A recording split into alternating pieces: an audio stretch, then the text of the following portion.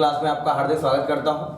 देखिए, जैसे कि हम प्राचीन भारतीय इतिहास के क्रम में सभ्यताओं की बात कर रहे थे और सभ्यताओं में सबसे मेन जो सभ्यता है हमारे भारत देश की और 3 देशों में फैली हुई है सिंधु घाटी सभ्यता, और उसी की बात हम कर रहे थे। उसी में कई स्थलों के बारे में हम पढ़ चुके हैं, चाहे वो हड़प्पा हो, मोहनजोदड़ो हो, चौंदड़ो हो, लोथल हो, कालीबंगा हो, धौलावीरा हो और तुम्हारे एक आध स्थल और हो गए। तो इसी क्रम को आगे बढ़ाते हुए हम बात करते हैं एक ऐसे स्थल की जो पंजाब में स्थित है। जैसे हमने राजस्थान के पढ़े साहब, ठीक है, महाराष्ट्र का पढ़ा, ऐसे ही ये पाकिस्तान के पढ़े, ऐसे ही रोपड़ की बात करते हैं। ये पंजाब प्रांत का एक स्थल माना जाता है, बड़ा महत्वपूर्ण स्थल है। इसमें से 2 या 3 क्वेश्चन बनते हैं लास्ट। हालांकि मैं इससे और ज्यादा आपको करा दूंगा यहाँ, लेकिन इसमें से आपको 2 या 3 क्वेश्चन ध्यान रखने हैं जो मेन तरीके से पूछे जाते हैं। देखिए, जैसे रोपड़ की बात करें तो रोपड़ ये स्थल जो है ये पंजाब प्रांत में, और एक नदी बहती है सतलज। इस सतलज नदी के किनारे विकसित हुआ। मैंने कहा ये रोपड़ जो स्थल है वो पंजाब प्रांत की सतलज नदी के किनारे विकसित हुआ। अच्छा, ये सतलज जो नदी है इसे प्राचीन भाषा में अगर पूछ लिया जाए कि क्या कहा जाता था पहले समय में, तो शतुद्री के नाम से जाना जाता था। इसका प्राचीन नाम लिख देता हूं मैं, शतुद्री। शतुद्री कहा जाता था, ठीक है। तो आपको ये ध्यान रखना है, अगर बाय द वे पूछ लिया जाए तो सबसे पहला क्वेश्चन तो यही बनता है यहां से कि रोपड़ कौन सी नदी के किनारे विकसित हुआ, तो आपको वहां करना है कि सतलज नदी के किनारे ये जो स्थल है वो विकसित हुआ। इसके अलावा ये कोई नगर नहीं है, लेकिन सिंधु घाटी सभ्यता की एक साइड मानी जाती है। सिविलाइजेशन जो है उसकी एक साइड मानी जाती है, एक स्थल माना जाता है। अब देखिए, ये जो स्थल है रोपड़, ये स्वतंत्रता प्राप्ति के पश्चात, जैसे ही अपन को स्वतंत्रता मिली, स्वतंत्रता प्राप्ति के पश्चात खोजा गया प्रथम स्थल माना जाता है। बड़ा महत्वपूर्ण स्थल है ये, बड़े महत्वपूर्ण लाइन है। देखिए, मैंने कहा दूसरा क्वेश्चन जो मैंने कहा 2 या 3 क्वेश्चन पूछे जाते हैं बड़े मेन तरीके से। तो उसमें पहला क्वेश्चन तो आपको ये हो गया कि रोपड़ जो है, ये रोपड़ पंजाब के सतलज नदी के किनारे स्थित है। ये सतलज नदी जो है, यहां से क्वेश्चन बनता है पहला।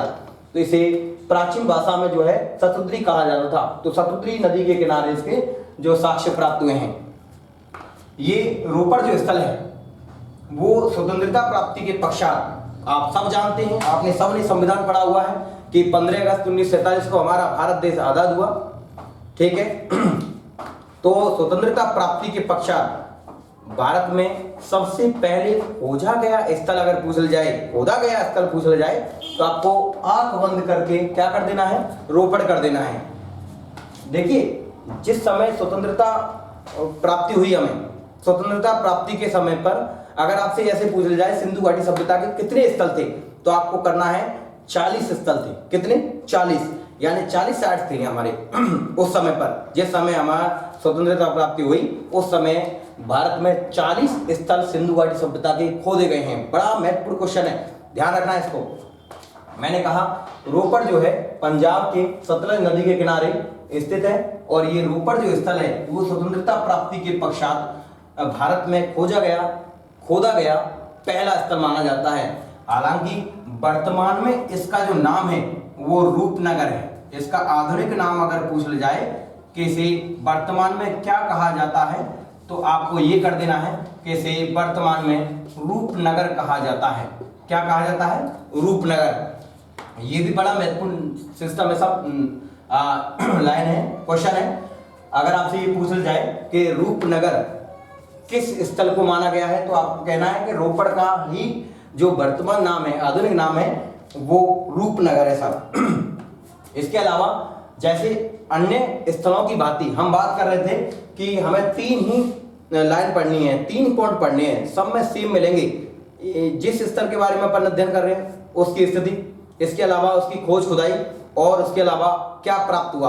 अब देखिए, जैसे रोपड़ की अगर बात करें तो रोपड़ जो स्थल है इसकी खोज की अगर बात करें तो इसकी खोज जो हुई वो 1950 में बीवी लाल के द्वारा हुई। बीवी लाल के द्वारा इसकी खोज की गई। मैंने कहा रोपड़ की खोज 1950 में बीवी लाल के द्वारा की गई, लेकिन अगर इसकी खुदाई की अगर बात करें कि भाई इसका उत्खनन कार्य कब किया गया, तो इसका उत्खनन जो कार्य किया गया वो 1953 से 55 तक इसका उत्खनन कार्य किया गया। और एक व्यक्ति थे यज्ञ दत्त शर्मा के द्वारा इसका उत्खनन कार्य किया गया। मैंने कहा इसकी खोज 1950 में बीवी लाल के द्वारा, लेकिन यानी ब्रजवासी लाल, आप इसका पूरा नाम ये कह सकते हैं ब्रजवासी लाल। इसके अलावा खुदाई का जो कार्य किया गया वो 1953 से 55 तक यज्ञ दत्त शर्मा के नेतृत्व में किया गया। अब देखिए जब इसकी खुदाई का कार्य किया गया तो जब खुदाई का कार्य किया गया तो इसमें कई सारे साक्ष्य प्राप्त हुए। अब देखिए साक्ष्यों की अगर बात करें कि भाई साक्ष्य क्या प्राप्त हुए, तो सबसे महत्वपूर्ण साक्ष्य, अब साक्ष्यों से कहां से क्वेश्चन पूछे जाते हैं, देखिए यहां से एक तावे की कुल्हाड़ी मिली है साहब, तावे की कुल्हाड़ी मिली है, और यहां से तावे के बाण प्राप्त हुए हैं।